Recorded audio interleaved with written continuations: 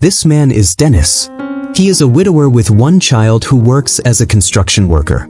That afternoon, while he was working, the foreman suddenly came and said that there were financial problems, so the construction project had to be stopped. Automatically, all the workers were fired. Hearing this, Dennis was disappointed. The next day, Dennis and his son went to court to take care of their overdue bank installments. Dennis had once borrowed money from the bank to start a business, using his house as collateral. Unfortunately, his business went bankrupt and he was forced to work as a construction worker. In the courtroom, the judge informed Dennis that his house would be seized in 2 days. Dennis was shocked. He begged the judge for mercy while introducing his son. If the house was seized, where would his family live? The sympathetic judge decided to grant a 1-month extension. Dennis always came home. He lived with his son and mother. His father had died long ago and his wife had divorced him. The reason Dennis was fighting so hard to keep his house was because it held many childhood memories with his father. 2 days later, inside the house, Dennis was startled to hear a loud knock on the door.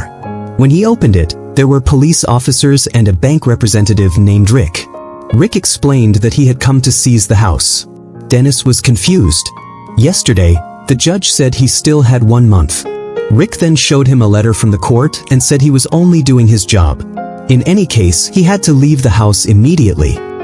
Dennis gave up. Dennis' family was forced to leave their beloved home. Since he only had a little money, Dennis rented a cheap room. The room was occupied by people who shared the same fate as him. The next day, while packing up his belongings, Dennis realized that his tools were missing. He was sure that Rick's men had taken them when they demolished his house yesterday. Dennis was angry and immediately went to Rick's workplace. When he arrived, without further ado, Dennis asked Rick's men where his tools were. Since no one wanted to admit it, Dennis started a fight. In the middle of the fight, Rick came to break it up. Shortly after, Rick received a phone call. There was a problem with the house that was to be seized that day. Hearing this, Rick told his men to immediately go to the house. Knowing that Dennis was a construction worker, Rick offered him a job. The pay was $50. Although he was still angry, Dennis desperately needed the money, so he reluctantly agreed. Upon arriving at the house, all the laborers felt nauseous. To prevent the house from being seized, the owner had deliberately made it extremely dirty and smelly. The smell was so bad that no laborer wanted to go inside. In order to earn a living, Dennis volunteered. He was willing to go inside as long as Rick paid him $250, and Rick agreed. After the job was done, when they got home, the mother and her son were very happy to see Dennis bringing home a lot of money. When his mother asked him where he worked, Dennis lied. He said he had helped a rich man move house. Dennis didn't want his mother to know that he was now working for the man who had evicted them from their home. The next day, because his work was considered good, Rick called Dennis to his house. There, Dennis was asked to service the air conditioner and fix a leaky roof. After leaving him alone for a moment, Dennis had already finished the job. Rick was impressed and invited him to come along. On the way, Rick told him that he was a real estate marketer and also worked at a bank as a foreclosed home repossessor. He asked Dennis if he wanted to work with him, saying he liked Dennis's fast work. In the middle of their conversation, Rick noticed that one of the houses was stealing electricity and water from the empty house next door. Coincidentally, the empty house belonged to the bank. Annoyed, Rick told the owner of the house, Frank, to unplug the cable and water hose immediately. Frank was scared and hurriedly unplugged them. Dennis helped him. While tidying up the cables, Frank and Dennis chatted. From the conversation, Dennis learned that Frank's son was his son's classmate at school. Rick then invited Dennis to his friend's house to buy some used kitchen appliances. After that, they visited one of the bank foreclosed houses. Rick explained that this house was going to be auctioned, but the kitchen appliances had been stolen. The bank assigned Rick to install new furniture for a fee of $33,000. To make a big profit, Rick bought used furniture for $4,000. That meant he made a profit of $29,000. Rick gave Dennis a check as payment for helping him today. Seeing the $3,000 check, Dennis was very surprised. That was the same as his monthly salary as a laborer. After installing the furniture, Dennis asked if it was okay to embezzle the bank's money. Rick replied, "Why should I care? Didn't the bank evict Dennis's family from their home? Hearing this, Dennis fell silent. Rick was right, the bank didn't care about his family at all. So why should he care about the bank? All they cared about was money, money, money. Dennis finally decided to accept Rick's job offer. He didn't care what kind of work it was. He would even do dirty work. The next day, Dennis brought his friend to work with him. Today, they stole air conditioners from empty houses that had been seized by the bank. Later, Rick would file a loss report and the bank would give them money to buy new air conditioners. Once the money was released, they would just reinstall the stolen air conditioners. Not only did Dennis become a thief and a corrupter, but he also approached people whose homes were about to be foreclosed by the bank to offer them a deal.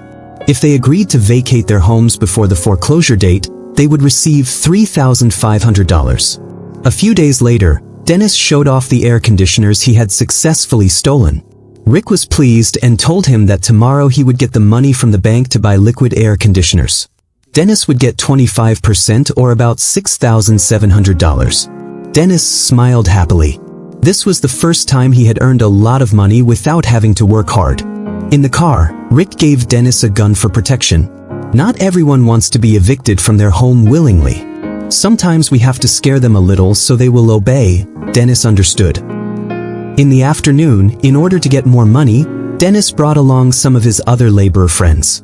This time, the task was different. They would look for houses that were about to be foreclosed on but whose owners had already left. The laborers would pretend to be the homeowners and sign a statement agreeing to leave the house before the foreclosure date as long as the bank paid $3,500. When the money was released, the laborers would get $2,500 per house. Hearing this, Dennis's friends agreed. The next morning, Dennis reported to Rick about yesterday's work. When Rick gave him a check for $7,000, Dennis returned it, saying he wanted to buy his old house. Consider this a down payment.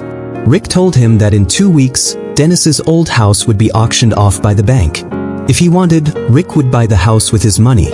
Dennis could pay it off in monthly installments over 30 years. Don't worry, the interest rate isn't that high. After agreeing, Rick said that tomorrow's task was to evict people from their homes. It was exactly what Rick had done to Dennis's family. Hearing about the task, Dennis fell silent, torn between conflicting emotions. The next day, Dennis began his new job. When he saw the family he had just evicted, Dennis felt guilty. When he got home, he tried to calm himself down in the bathroom. His guilt was very painful. His heart knew this was wrong, but this was the only job that could give him a lot of money. He wanted to make his family happy. The next afternoon, Dennis took his mother and child to their old house. Dennis told his mother that he planned to buy this house. In 2 weeks, they could move here.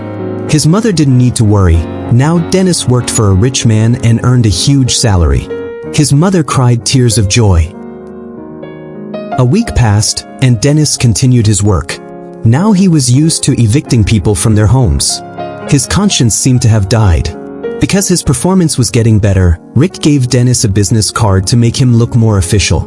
Not only that, Dennis was also invited to attend a meeting with important people at the bank. During the meeting, the bank announced that there was a new agent who wanted to take Rick's position. If he still wanted to work at the bank, Rick couldn't relax anymore. There was a target. He had to seize 1,000 houses. If he failed, the bank would terminate his contract. Hearing the news, Rick was devastated. After the meeting, he asked Dennis to follow their new rival agent. The next morning, while Dennis was monitoring the new agent, he saw Frank. Knowing that Frank's house would soon be foreclosed by the bank, Dennis tried to persuade Frank to vacate his house sooner than the foreclosure date, offering him $3,500. Dennis also told Frank about his current job and offered him a chance to work with Rick, saying that Frank would surely be as successful as he was. Frank flatly refused, saying that he had morals and that his conscience would not allow him to do such dirty work. Dennis understood. The next day, Rick told Dennis that their new rival agent had successfully foreclosed on many houses. If this continued, they would lose and get fired. Dennis immediately had an idea. The next day, he would secretly steal furniture from the agent's seized house. That way, the agent would be accused of theft and fired. One morning, while Dennis was celebrating his child's birthday, a new family arrived in front of the rented house. It turned out that the family was the one whose house Dennis had just seized. Afraid of being caught, he hurriedly ran away, but unfortunately he was caught. In front of many people, Dennis was severely scolded. The man mentioned Dennis's full name and said he still remembers the faces of the jerks who kicked his family out of their home. In the room, his mother was shocked and asked why Dennis had become a bad person like Rick. Why was her son controlled by greed to the point of taking on dirty work? Dennis replied that he had no choice. There was no other way to survive. The world was cruel, and he was doing this to make his family happy. Seeing how her son had changed, his mother was speechless. The next afternoon, Dennis and Rick took a helicopter ride with a bank executive. The bank executive confided that he was disappointed with the new agent. Initially, he had been doing a good job, but then all the furniture went missing, so he had to be fired. Now he had handed over the foreclosed houses to Rick. Rick and Dennis smiled happily. That night, to celebrate their success, Rick held a party at his house. In the middle of the night, after the party was over, while chatting behind the house, Dennis told Rick about what happened at the rented house yesterday. Actually, he didn't care, but seeing his family scared, he couldn't stop thinking about it. Rick said that it was a risk of their job. He had experienced the same thing before, even worse. He was hit by someone whose house he had seized. There was no need to be afraid. Dennis just had to do his job as usual without letting his feelings get in the way. Just be professional. Rick then said that Dennis now had a lot of money. Why not move to a new house? No need to rent, just buy a big one. If possible, don't go back to the old house, just buy a new one. Hearing this advice, Dennis was interested. A few days later, Dennis took his mother and child to their new home and told them he wasn't going to buy their old house after all. The new house was bigger and more luxurious. Instead of being happy, his mother was disappointed. Why live in a house that was built by evicting people? His mother tried to advise him that it was okay to live simply as long as the money came from meaningful work. Stop it, son. There's still a chance. We can start all over again. Dennis was fed up. He didn't want to live in poverty anymore. The next afternoon at the office, Rick told Dennis that earlier that morning, a customer had sued the bank.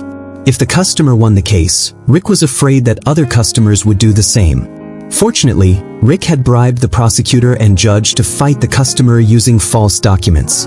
Rick then showed Dennis the fake documents and asked him to go to court immediately to give the documents to the prosecutor before the trial began. When asked who the customer's name was, Rick answered, Frank. Dennis was torn. Upon arriving at the court and seeing Frank's family, Dennis's heart ached. In the bathroom, he was deeply conflicted. He was indeed greedy, but he also couldn't bear to do it. When he came out of the bathroom, Dennis wanted to run away, but the prosecutor arrived, and Dennis was forced to hand over the fake documents. During the hearing from outside, Dennis saw how Frank desperately begged the judge for mercy so that his house would not be seized. He even introduced his family to the judge, saying the exact same words that Dennis had once said. If the house was seized, where would his family live? Unfortunately, the court decided that Frank's house would still be seized. The day after tomorrow, the day of the seizure arrived. This time Rick intervened. When the police tried to evict him, Frank pulled out a rifle from the window. Frank went berserk and threatened to shoot anyone who dared to approach his house. Soon after, other police officers arrived. While continuing to point his rifle, Frank said he only wanted justice. Why did the amount of his debt change at yesterday's trial? Why wouldn't the judge read the original documents he had prepared?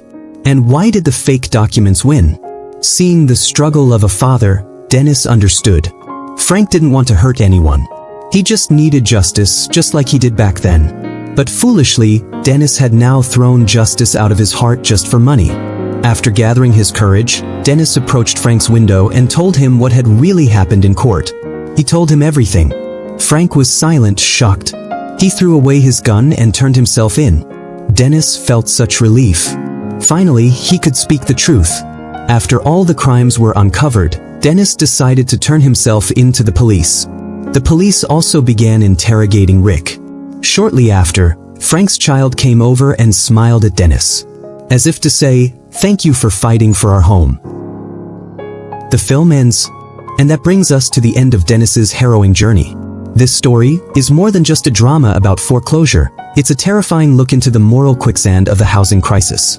What can we truly learn from Dennis's fall and eventual redemption? Tell me what you think. Let me know in the comments below. If you found this breakdown insightful, make sure to hit that like button and subscribe to the channel.